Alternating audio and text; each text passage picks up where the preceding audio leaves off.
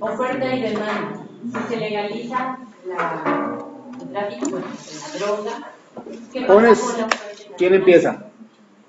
Adelante, por favor. ¿Quieres acá?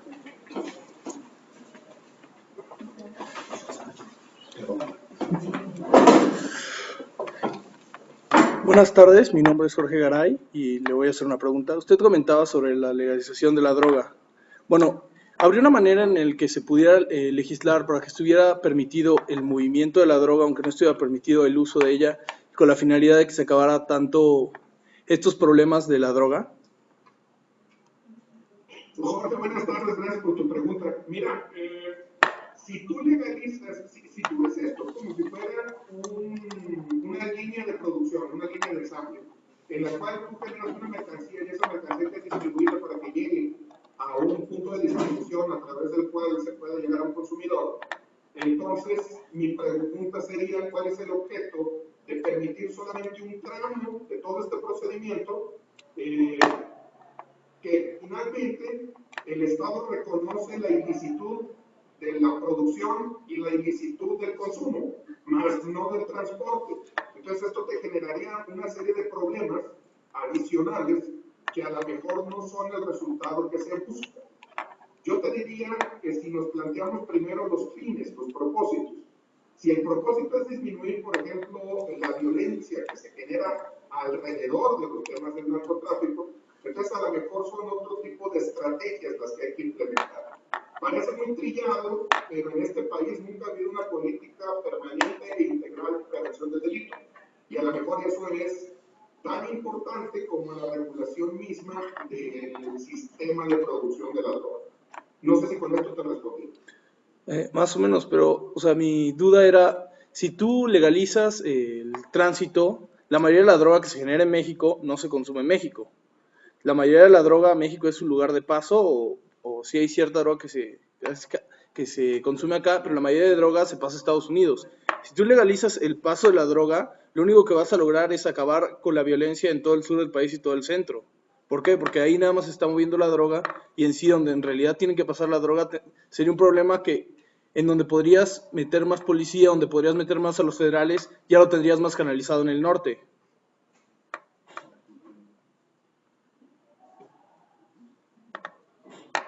Mira, es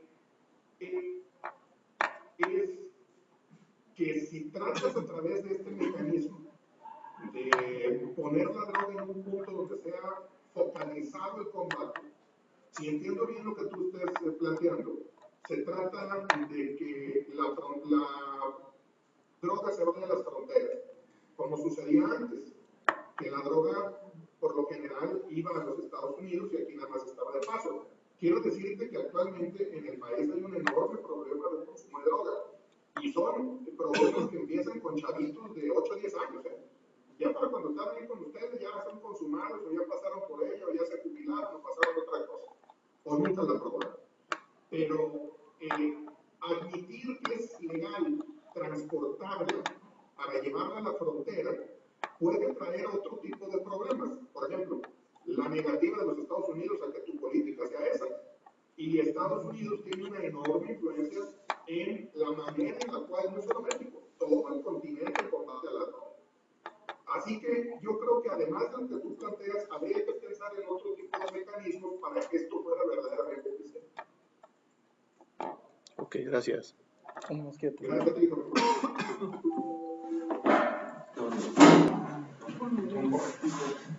Hola Oscar. Oye, yo ahorita de lo que estabas diciendo me surgió una duda. Cuando comentabas de la legalización de la droga, comentabas que si se legalizara vamos a poner todo el proceso.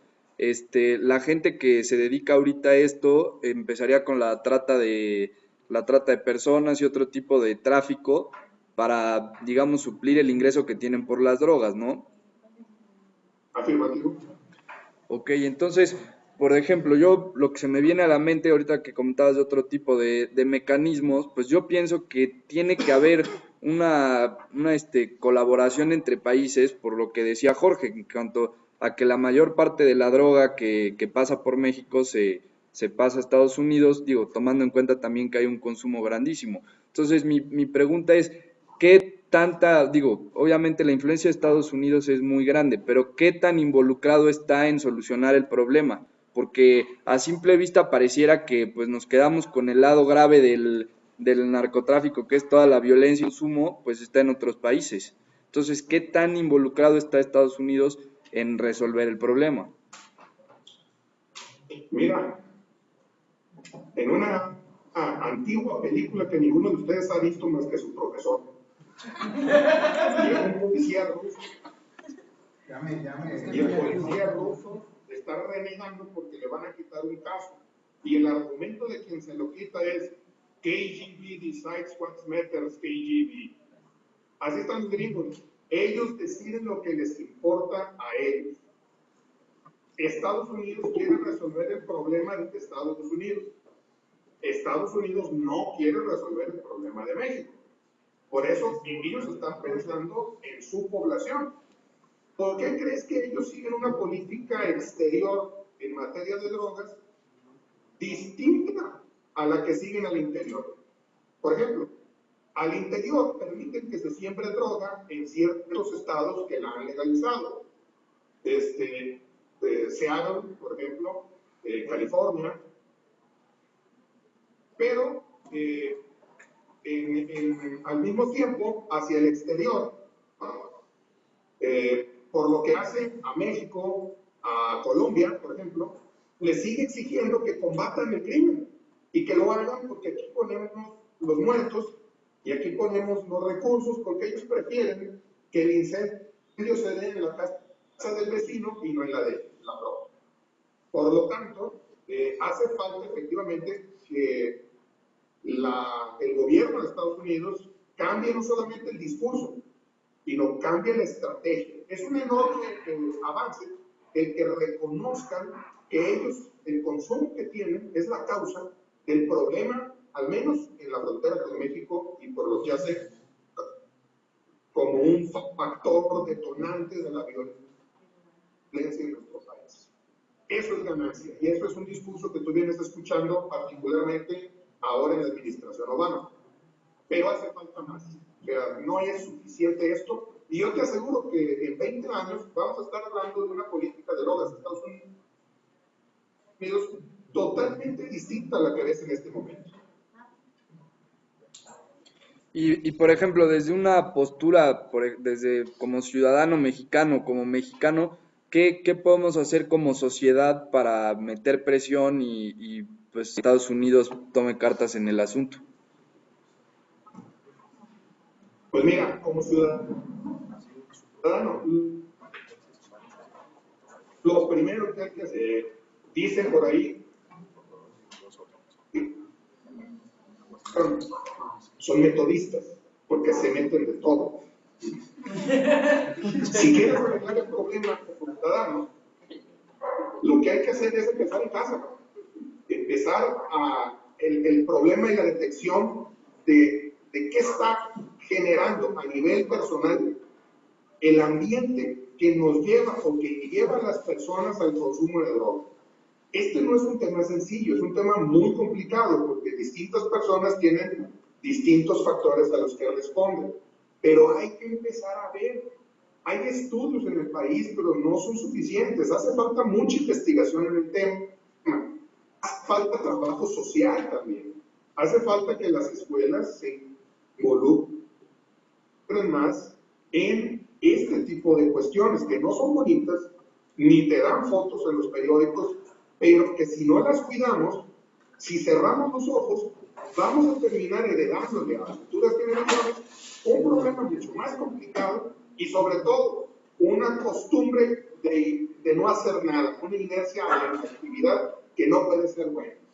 En el tema específico de Estados Unidos, yo creo que lo mejor que se puede hacer es generar análisis novedosos, no casarnos con que la única línea de estudio del narcotráfico es la jurídica o la criminológica.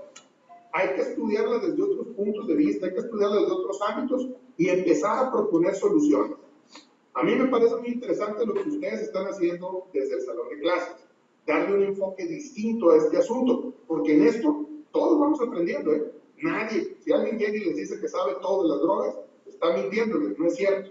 Por eso siempre tenemos que estar buscando enfoques nuevos para resolver el problema. Bueno, muchas gracias. Gracias a ti. Hola, mi nombre es María José y bueno, en clase hicimos una actividad. En clase hicimos una actividad en donde teníamos, con lo que estaba diciendo, varios enfoques. Unos eran empresas, otros eran gobierno y otros éramos narcotraficantes. Y digo éramos porque a mí me tocó. Fue muy complicado porque pues en realidad conocemos lo que se escucha en la tele, en la radio, en las noticias, pero realmente no sabemos cómo funciona un narcotraficante, o sea, cuál es su misión, su visión de ellos, ¿no? Y dentro de mi equipo, como que entramos en una discusión porque no sabíamos cómo era la relación entre narcotráfico y pobreza. O sea, entre más narcotráfico, menos pobreza, porque pues hasta ellos dicen, no, pues nosotros damos empleos, damos dinero a los más pobres. O sea, no sabemos cómo iba esa relación. Bueno, mira, qué bueno que tocas el tema porque creo que tiene mucha razón. Hay mucha falta de información. Lo primero que tenemos que entender es que el narcotráfico no es el que sale en El Señor de los Cielos. Ni todos los narcotraficantes son de chica corta. Tampoco es cara cortada. Scarface es cine, es ficción. Así no es la cosa. Hay un error fundamental cuando se estudia al narcotráfico como una organización, y es el creer que tiene una estructura piramidal, donde hay un jefe, y luego tiene tenientes, y luego tiene capitanes, y luego tiene hasta abajo todos los pistoleros. Que esta es una estructura estilo mafia. Por eso en la mafia se habla del capo di tutti capi, o sea, el jefe de jefes, según los buenos tigres del norte. Pero no funciona así. El narcotráfico funciona con células que muchas veces ni se conocen entre sí. Son pequeños grupos, los más bajos, que se dedican a la venta de droga y dependen de otros que son los proveedores los que les llevan la droga. En muchas ocasiones, los vendedores no se conocen entre sí porque tienen una región, tienen un espacio, tienen hagan de cuenta, un territorio en el cual ellos son los que pueden vender. De ahí que muchos de los muertos que vemos en este país son gente que se mete a vender al territorio de otro que ya está vendiendo, o un grupo distinto que quiere invadir el terreno que tú controlas. Entonces, los vendedores a veces no se conocen entre sí, los distribuidores a veces no conocen y no les interesa quiénes son los vendedores. El transportista le pasa igual, al productor también se encuentra en una situación similar, y resulta que hay muy pocas personas que son las que conocen cómo funciona todo. El dueño del know-how, ese es el narcotraficante grande, ese es el peligroso porque ese es el que tiene el control precisamente. Pero además, el narcotráfico no solamente es la venta de droga, es el empleo de asesinos para reforzar las reglas del grupo criminal. Como esta que te comentaba yo, de que el que no respeta el territorio, pues es sometido precisamente a una acción disciplinaria. Lo que pasa es que, por ejemplo, si en el TEC la pena máxima es, pues te expulsan y se acabó, pues acá te expulsan, pero de la vida, ¿no? Ya, no se va a capacitar, no hay segundo tiempo, no hay repeste. Por lo tanto, pues, el fenómeno tiene una complejidad que va más allá de la que pudiera imaginarse uno de antemano o desde fuera. Quiere decir entonces que tu modelo de análisis del narcotráfico debe de emplear todo este tipo de información, pues para poder acercarse un poco más a lo que en realidad ocurre. El narcotráfico, si te pones a analizarlo, pareciera que funciona como los otros, ¿no? Trata de poner tienditas en todos lados y la tiendita funciona independientemente de la que sigue, y quien controla los canales de distribución y de producción en realidad es un grupo muy específico de personas.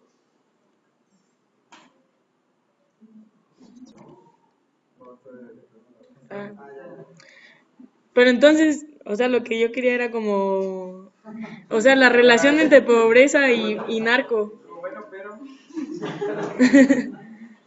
O sea, sí. Eh, perdón, te interrumpí. No, no, no. Repítele la pregunta, María. Ah, Ok, que sigo entonces. sí. Sí. Le vas al pueblo y estás arrepentido, y yo te perdono.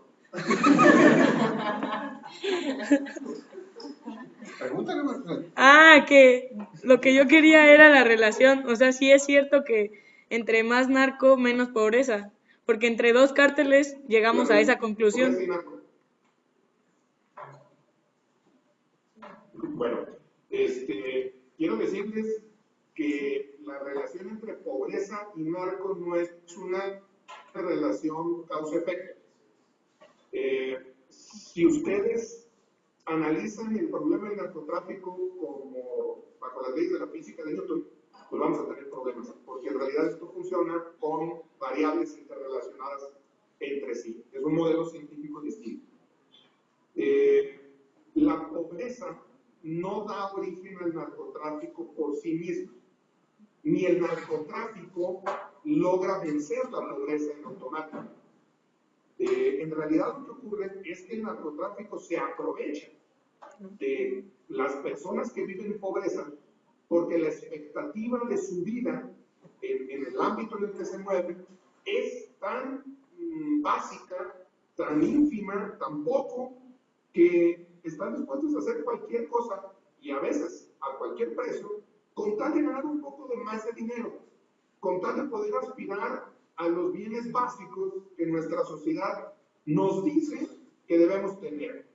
Camioneta, casa, botas, tus pantalones de marca, tus camisas de marca, tus cadenotas de oro, tomar whisky, etcétera, etcétera. Entonces, la persona, ¿dónde encuentran personas dispuestas a arriesgar la vida para llegar a estos bienes? Pues las encuentran en las clases sociales más pobres, que son las que no cuentan ni con los recursos económicos, ni con el desarrollo social, ni con la educación que sirva como contrapeso a esto.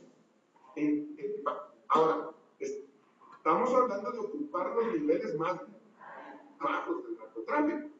¿Por qué? Porque ahora resulta que los niveles gerenciales, por llamarlos de alguna manera, pues están reservados en muchas ocasiones a egresados de escuelas y de universidades, porque son los que saben cómo funciona el sistema financiero.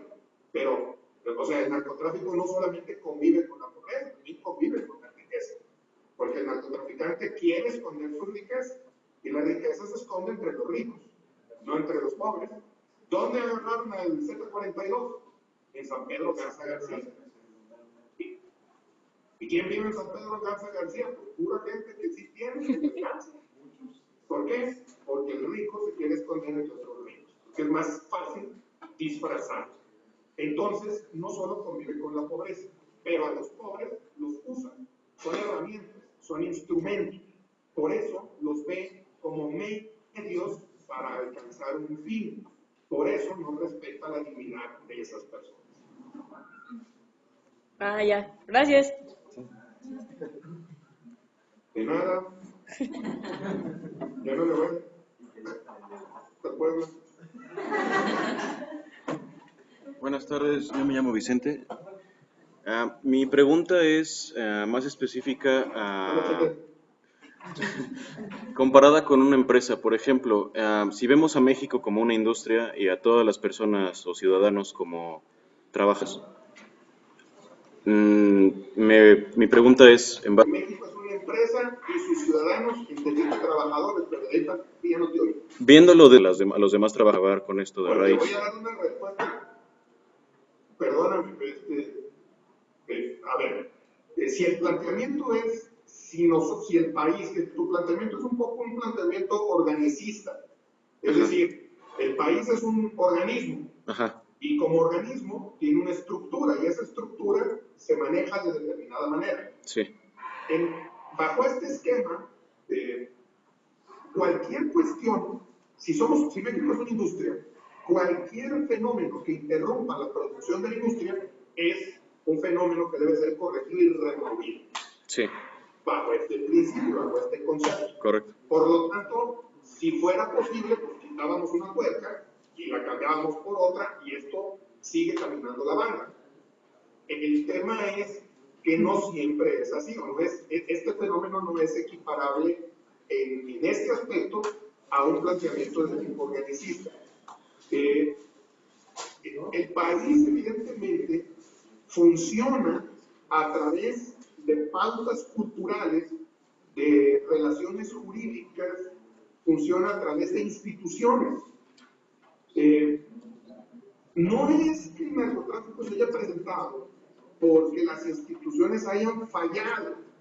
Yo no sé si ustedes conozcan el origen del narcotráfico en el estado de Sinaloa, que además es el primer estado en el cual se presentó este fenómeno desde la década, se hizo famoso en la década de los 70 del siglo pasado, pero ya existía desde antes. Sí. El narcotráfico se da porque el gobierno de Estados Unidos le pide a México que siembre heroína en la sierra que está entre los estados de Sinaloa, Chihuahua y Durango. Y esto fue durante la Segunda Guerra Mundial, para efecto de las famosas capsulitas que en las películas los soldados se toman siempre. Bueno, pues la sustancia se producía en nuestro país. Cuando termina la guerra, resulta que ya tienes producción, distribución y consumo. Y entonces se siguió. Y sobre eso hemos ido construyendo capas más complicadas cada vez. Quiere decir entonces que al menos una parte del enfoque de análisis del narcotráfico debe ser como negocio. Y vamos a hacer, cuando lo quieres combatir, una especie de antiplan de negocio. ¿Cómo hacemos para sacarlos a ellos de la jugada, minimizando el riesgo de violencia? Que eso también es importante. Entonces, el enfoque creo que debería de ser un poco en este sentido, y retomando algunos de los puntos que tú planteabas. Si es que escuché bien, porque la verdad es que se cortó y en un momento hablabas como Darth Vader. Pues sí, pero, por ejemplo, cuando una célula que de hecho es una derivativa del narcotráfico, porque tal vez su base no es el narcotráfico, pero se empiezan a dedicar a no sé, secuestrar personas o a causar cosas así, ¿cómo sería la estrategia más fácil o más efectiva para eliminar ese tipo de comportamientos? O sea, porque está bien que se maten entre ellos, pero cuando se empiezan a meter con la sociedad, ahí empieza a haber problemas de violencia directa con nosotros. Entonces, por ejemplo, hay gente que habla de la pena de muerte o de ese tipo de cosas. Entonces, ¿cuál sería el plan de acción el más sencillo y el más efectivo para lograr que dejen de tener violencia con la sociedad civil? O sea, entre ellos X, pero con nosotros no. Bueno, me parece muy interesante. Primero, tienes mucha razón al decir que el narcotráfico no es un tema aislado, sino es un tema que está relacionado con otras manifestaciones criminales. Sí. Segundo, no nada de X, que se muestran entre ellos no es X. Si la vida humana tiene valor, el mismo valor para todos. Y por lo tanto, hay que intervenir también en esos casos, porque si no, pues vamos poniéndole una barra alrededor de las zonas donde se maten y el que quiera digo que nos avise. No, eso no. Sí. Suena bien. Tercer punto que rescato y que me parece muy interesante, ¿cuál sería el plan de acción, dices tú? Bueno, sería un plan integral, un plan holístico, un plan gestáltico, o sea, un plan que contemple muchas acciones y diversas que vayan a diversos fines, que se complementen al último. Porque, mira, no es suficiente con que dejen de ser violentos. La violencia es una manifestación de un fenómeno criminal, pero no de todos. Hay fenómenos criminales que no son violentos. A ver, el narcotráfico a lo mejor mueve $1 millón esta quincena. Y en un fraude bancario se pueden apropiar indebidamente de 15 millones. Pues, si nos vamos a un tema como la valoración monetaria, vamos a encontrar que hay otras expresiones criminales que también merecen atención. Sí. Pero como tú bien dices, el problema de nuestra percepción del narcotráfico es la violencia. Ahora, un plan integral necesita ver lo siguiente. Uno, ataque directo y específico a las redes criminales a través del dinero que financia esa actividad. Pero debe de haber también una variable de prevención policial del delito, que es cambio los esquemas de patrullaje, de presencia policial, de reacción inmediata.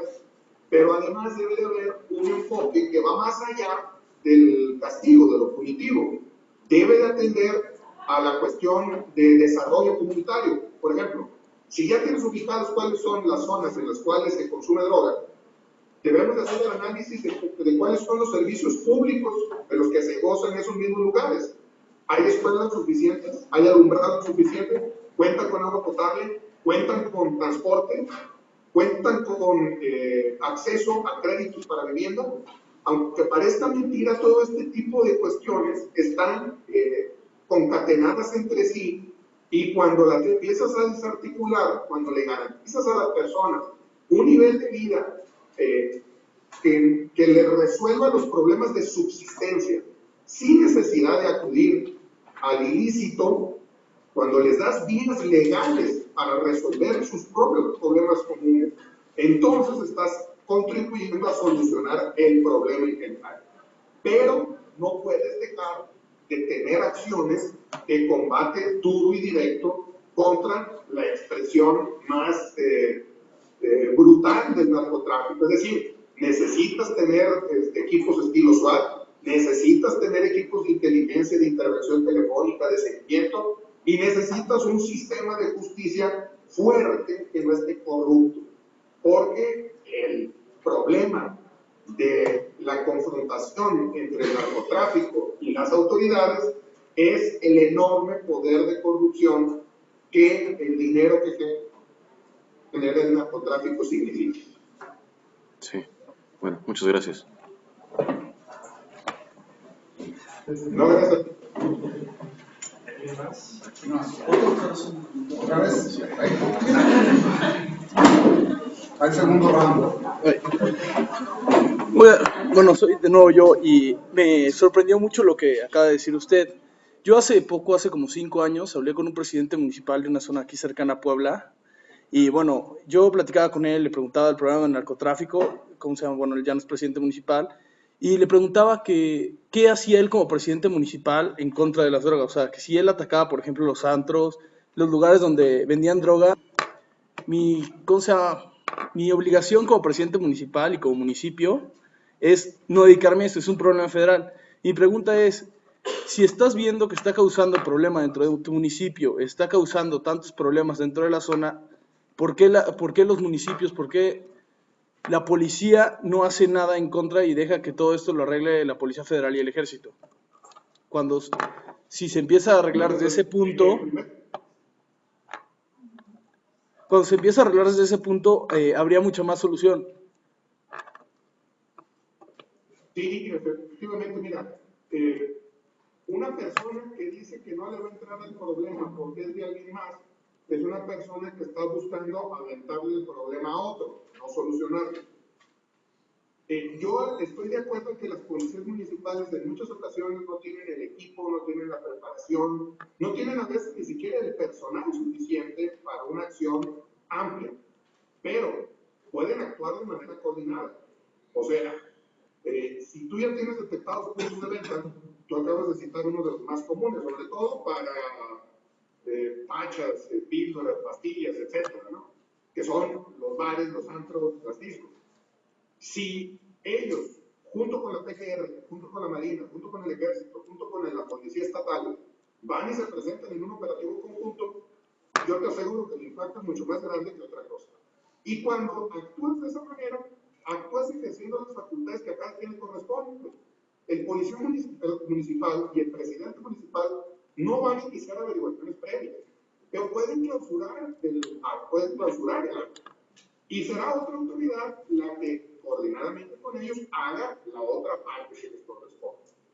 Este punto que tú señalas es uno de los problemas fundamentales de la acción en materia de seguridad pública. No estamos acostumbrados a trabajar en conjunto. Y la verdad es que cuando lo haces así, en primer lugar, se protegen todas las autoridades y segundo, dan más resultados, porque no solamente es una línea de acción, sino son varias. Aplicas todo el marco legal que tienes a tu disposición, el cual a veces no se usa. Y por ejemplo, ¿qué podrían hacer las policías, los presidentes municipales? Porque, bueno, o sea, cuando hablé yo con él, o sea, te mencionaba que él sabía exactamente cuáles eran casi los antros, los discos en donde existía este tipo de cosas, y sin embargo, o sea, como presidente municipal decía, eso no es mi responsabilidad, mejor no digo nada, ¿cómo se llama? Y al fin y al cabo se siguió adelante y no se realizó nada. ¿Qué es lo que puede hacer uno como ciudadano, o sea, o qué es lo que puede uno exigir como ciudadano si está viendo que el problema se puede resolver desde abajo, desde ver en los municipios, desde todos esos lugares que ya está detectado y tú ves que en realidad no se hace nada? Primero, hay que denunciar, hay que poner la información en manos de quien le corresponde operar. Como ciudadano hay que hacerlo de manera anónima. Y como autoridad, el presidente municipal se debe acercar con el procurador del Estado, con el delegado de la PGR del Estado, para que empiecen a operar este tipo de cuestiones. Acuérdense que hace ya algunos años el tema del narcomenudeo está repartido entre las autoridades estatales y las autoridades federales. Entonces hay que ir con esa información y llevarla con quien debe de operar. ¿Qué sucede si no se opera? Pues entonces viene una protesta de distinta naturaleza. Porque una vez que les dieron la información, hay que exigir que esa información se utilice y se emplee para lo que le corresponde a cada una de las instituciones. Pues no es válido decir, no me toca, lo mejor que puedo hacer es no hacer nada, porque pues eso es tanto como justificar. Imagínate que pasas la materia por no estudiar, porque está muy cabrón, pues lo mejor es no hacer nada. Okay. Gracias. Gracias a ti. ¿Alguien más, jóvenes?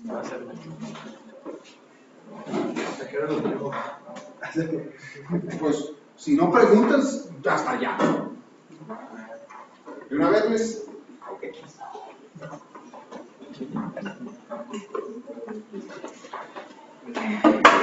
Hola, buenas tardes. Yo soy Luis Enrique Morales y le quería hacer una pregunta. Bueno, ¿le puedo hablar de usted o de tú? Como quieras. Ok, perfecto. Oye, tengo una pregunta. Por ejemplo, bueno, tú que has estado en varias, ¿cómo se llama? Puestos así del gobierno, ¿qué tanto es el problema en cuanto al tema de corrupción? O sea, ¿cómo nos podrías platicar tú la realidad que existe en México dentro de las instituciones del gobierno que se relaciona con el narcotráfico? Miren, sí, claro que sí. Mira, el problema de la corrupción es un problema que no tiene que ver tanto con la cantidad de dinero que te ofrecen, sino con la actitud que cada servidor público tiene respecto de su propio trabajo. O sea, ¿cómo te ves? Si tú te ves como una persona o entraste a trabajar porque quieres obtener dinero de cualquier manera, especialmente de manera ilícita, pues entonces estamos perdidos. Porque tú vas a agarrar 2 pesos, 3 pesos o 2 millones de pesos. Como dijo el del chiste, compadre, ustedes es dinero, para que lo admitan. Entonces, una persona que es corrupta por 2 pesos, es corrupta por 500 pesos. En otros países también existe corrupción. Nos han vendido la idea de que los únicos corruptos somos nosotros. Y no es cierto. Los griegos también tienen problemas de corrupción, en Francia, en Inglaterra, en Alemania, igual. Pero el tamaño, las estrategias, los sistemas que operan son distintos. Y yo creo que ahí está una parte muy particular de la forma en la que en México hemos dejado de aplicar la ley para combatir la corrupción, que es la impunidad. Si un corrupto sabe que va a salir impune, pues entonces se va a aventar a hacer una tranza, 2 tranzas, 10 tranzas y las que sean. Va a tener una casa, 2 casas, no, de casas no. Entonces, el tema de la corrupción es tan grave como la persona esté dispuesta a hacerlo. ¿De qué me he dado cuenta yo en los trabajos que he tenido? Me he dado cuenta de que hay que tener sistemas de control, sistemas de sanción muy ágiles, que no violen el derecho de defensa de las personas, pero que sean muy rápidos, muy ágiles para aplicar las sanciones. Es decir, que no tengamos procedimientos de 2, 3 años para llegar a la conclusión de, ay, disculpe usted, siempre es buena gente. No, hay que tener sistemas que actúen y operen de manera ágil, oportuna, para que el mensaje que se manda, primero hacia el interior de las instituciones, aquí no vamos a permitir nada. Y con esto te quiero decir que los niveles directivos de las instituciones son fundamentales para el control de la corrupción hacia adentro. Porque aunque no lo crean, el de hasta arriba pone el ejemplo. Y si se ve cómo se comporta él, pues entonces los de abajo van a tratar de ubicarse más o menos dentro de la misma línea. Y si tú demuestras que no perdonas ni un acto de corrupción, entonces yo te aseguro que van a empezar a dejar de hacerlo. Así sea por temor de que los agarren, no importa, el chiste es que no lo hagan. Ahora, esto estamos hablando de un sistema anticorrupción dentro de una institución específica. Este tiene que estar articulado, debe de haber una política a nivel gobierno y debe de haber una política a nivel de toda la nación, de todo el país. Así como se consideran por deshonestidad académica, me lo están tratando de baja luego, así también por deshonestidad profesional deberíamos de dar de baja a mucho servidor público y a mucho profesionista particular, porque déjame decirte una cosa, esto es como el tránsito. Mucha gente va y se queja de que el tránsito es corrupto porque le agarró 50 pesos. Y bueno, y el que se los dio, que no es corrupto, tenemos como que a verlos al margen y decir, ah, yo soy bueno y ellos no. Creo que este es un tema que va y está más complejo de lo que parece. Perfecto, muchas gracias. A ti. ¿Alguien más, jóvenes? ¿No? Bueno, pues vamos a despedir a Óscar Fidel. Muchísimas gracias. Acá vengo. Digo, a nombre de los alumnos, a menos que ellos quieran decir otra cosa, ¿verdad? Y si no, los repruebo. Nos has ayudado muchísimo. Te agradecemos mucho. Nosotros vamos a seguir trabajando un poquito desde la óptica de la ingeniería de sistemas y la modelación de este tipo de situaciones, en la búsqueda, como te ponía ahí en el correo que te envié, de tratar de iniciar soluciones, porque creo que es hasta donde nos podemos atrever a decir, vamos a empezar por aquí y a tratar de empezar la construcción de una solución. Creo que la visión, como bien lo propone la metodología de sistemas, compartida, el entender los puntos de vista de todos, es lo que enriquece la construcción de un modelo y la posible solución final a una problemática. Yo te agradezco mucho, como siempre, tu apoyo, ¿verdad? Y pues muchas gracias, Óscar. No sé si los chavos te quieran comentar algo final. Gracias.